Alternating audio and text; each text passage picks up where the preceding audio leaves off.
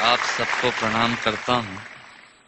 जो लोग जोड़े से बैठे हैं उनको जोड़े से प्रणाम करता हूँ। जो विवाहित किसी कारण से अकेले बैठे हैं उनसे निवेदन करता हूँ कि घर जाकर मेरी तरफ से चरण स्पर्श पहुँचाएं।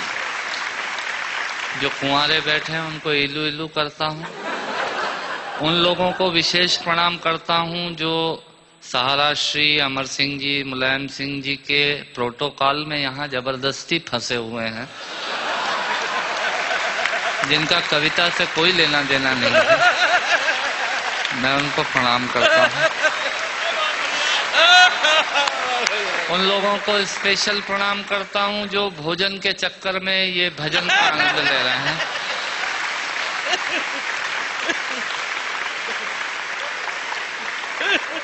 हंसना सिर्फ आदमी के नसीब में है। आपने कभी किसी गधे को हंसते हुए नहीं देखा होगा। यदि देख लें तो समझ लीजिएगा ये आदमी होने की तैयारी में है। और किसी आदमी को गुमसुम उदास बैठा देख लें तो समझ लीजिएगा कि ये वो होने की तैयारी में है। आनंद से बैठिएगा। मैं आपको ज्ञान की एक भी पंक्ति नहीं सुनाऊंगा। भगवान महाकाल की कसम खाकर कहता हूं, इस देश में अमिताभ जी आजकल ज्ञान की स्थिति बड़ी खराब चल रही है। सवेरे 18 चैनल खोलो तो 19 बाबा प्रवचन देते हुए मिल रहे हैं और उसी समय हम ब्रश करके थूक रहे हैं। भारतीयों का कुछ हिसाब किताब समझ में नहीं आता। भारतीय आदमी अपने तरीके से जिंदगी जीता है। सहारा श्री बैठे हैं, मैं आपको बताना चाहता हूं भारतीय आदमी होता क्या है। बेसिकली भारतीय आदमी वो होता है जो टूथब्रश के आगे वाले हिस्से के खराब हो जाने के बाद चाकू को गर्म करके उस पोर्शन को काटता है और बचे हुए हिस्से से पजामे में नाड़ा डालने का यंत्र बनाता है। ये होता है भारतीय आदमी। इधर से तालियां कम बज रही हैं, इधर का मामला ठीक है। मुझे याद है भारतीय आदमी हीथ्रो एयरपोर्ट पे, लंदन में हीथ्रो पे एयरपोर्ट पे मशीनें लगी हुई हैं पॉलिश करने की जूतों पे। एक पैर डालो पॉलिश हो जाती है, दूसरा पैर डालो पॉलिश होने के बाद वो पैर पकड़ लेती है। फिर उसमें 50 सेंट्स डालिए तो वो पैर छोड़ती है। भारतीय पहुंचा एक, उसने एक पैर एक मशीन में पॉलिश हो गई, दूसरा पैर दूसरी मशीन में फंसा दिया। मुलायम सिंह जी, मरण तो उस आदमी का हुआ जो अंग्रेज आया। उसने जैसे ही पहला पैर फंसाया मशीन ने पैर पकड़ लिया, उसकी काउंटिंग में तो 2 हो गए। भारतीय आदमी ये होता है। मैं आपसे निवेदन करता हूं, आज यहाँ हमारे दिलीप चौबे जी और राकेश पांडे जी मुझे एंटरटेन कर रहे थे, बता रहे थे ये 325 एकड़ में फैला हुआ है सहारा शहर। मैं आपके लिए जानकारी देता हूं, सहारा शहर 325 एकड़ में नहीं फैला हुआ है। सहारा आजकल इन दिनों देश में एक विचार बन गया है जो पूरे देश में यत्र तत्र सर्वत्र नजर आता है। हथौड़े ने चाबी से पूछा, सुन चाबी, लोहा तो तेरे पास कम है, ताकत तेरे पास कम है, पर तू ताले को इतनी सरलता से कैसे खोल लेती है और मुझे खोलने में बहुत ताकत लगती है। तब चाबी ने हथौड़े को जवाब दिया कि सुन हथौड़े, लोहा और ताकत तेरे पास ज्यादा है, पर तू ताले की ऊपरी सतह को छूता है और मैं ताले के अंतर मन तक जाती हूँ और उससे निवेदन करती हूँ और वो खुल जाया करता है।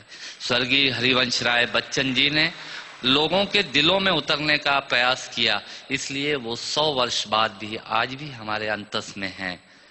लोग दिमाग पर छाते हैं, उन्होंने दिल में पहुंचने की कोशिश की। मैं उनकी स्मृति को प्रणाम करता हूं और एक छोटी सी हास्य व्यंग की कविता से अपनी बात समाप्त करता हूं। जब मैं कहूं मजा ही कुछ और है, आप ताली बजा दीजिएगा। ये इनका तकिया कलाम होता है।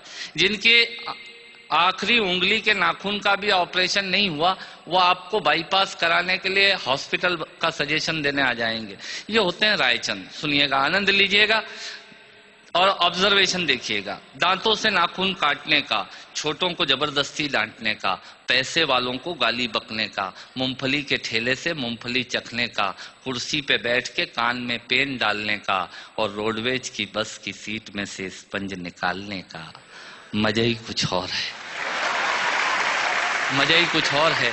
एक ही खूंटी पे ढेर सारे कपड़े टांगने का साइकोलॉजी है। एक ही खूंटी पे ढेर सारे कपड़े टांगने का, नए साल पे दुकानदार से कैलेंडर मांगने का, ये एक शौक होता है। क्यों सेठ जी इस बार कैलेंडर वैलेंडर नहीं आए क्या? मैंने कहा तेरे घर में जगह तो है नहीं टांगने की, क्या भाभी की चोटी पे टांगेगा कैलेंडर?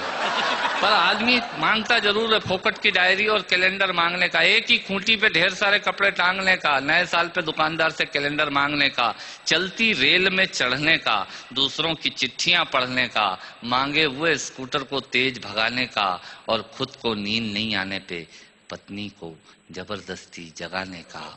मजा ही कुछ और है, मजा ही कुछ और है। चोरी से फल फूल तोड़ने का, खराब ट्यूबलाइट और मटकों को फोड़ने का, पड़ोसन को घूर घूर के देखने का। भैया ऐसे खुश हो रहे हैं जैसे उनका चरित्र चित्रण हो रहा है।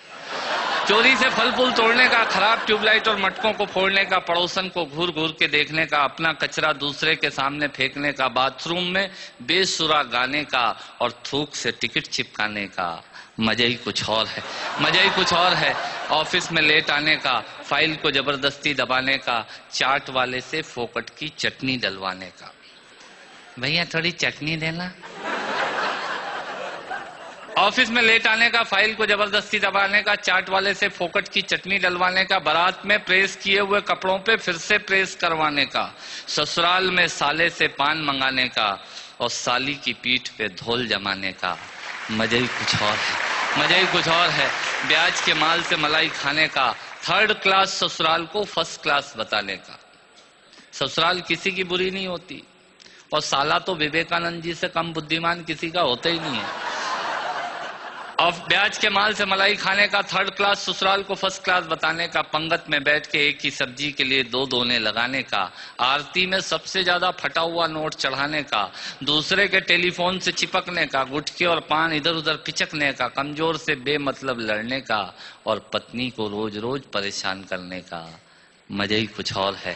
मित्रों, श्रोताओं को भी कविता सुनाने का मजा ही कुछ और होता है, पर मन मेरा उस वक्त रोता है जब मजे के लिए शब्द अपने अर्थ खो जाते हैं, और कुछ श्रोता तो बैठे बैठे ही सो जाते हैं, और कुछ श्रोता तो बैठे बैठे ही सो जाते हैं। यदि आप जीवित और जागृत हैं तो प्रमाण बताइए। कविता खत्म करता हूँ, तालियां बजाइए।